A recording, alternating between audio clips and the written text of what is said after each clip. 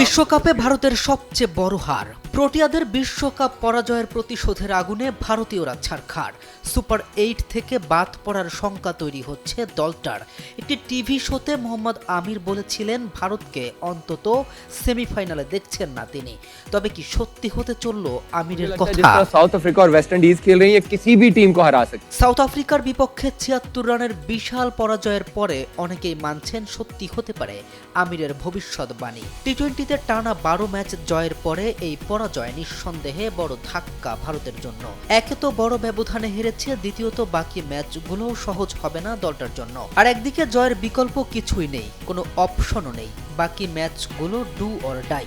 Super 8-এর group 1-এ ভারতের পরবর্তী প্রতিপক্ষ উইন্ডিজ ও জিম্বাবুয়ে। জিম্বাবুয়ে অপেক্ষাকৃত দুর্বল দল হলেও এই টুর্নামেন্টে দারুণ ছন্দে আছে দলটা। অন্যদিকে সময় মতো ক্যারিবিয়ান দানবেরা জ্বলে উঠলে সেই দিনটা দুঃস্বপ্নের চেয়েও নিকষ কালো হতে পারে সূর্যকুমার যাদবের দলটার জন্য।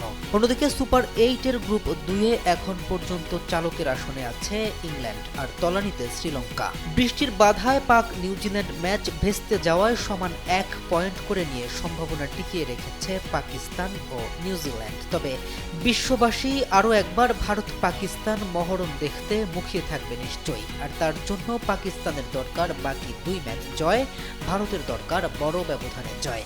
বাকিটা সময়ের অপেক্ষা। কি লেখা আছে কোন দলের ভাগ্যে আগাম তো বলা মুশকিল। তবে ডিফেন্ডিং চ্যাম্পিয়নেরা সুপার 8 থেকে বাদ পড়লে বিষয়টা এক প্রকার অঘটন হিসেবেই স্বীকৃতি পাবে ভারতীয় সমর্থকদের কাছে। K M Rafin, news 24।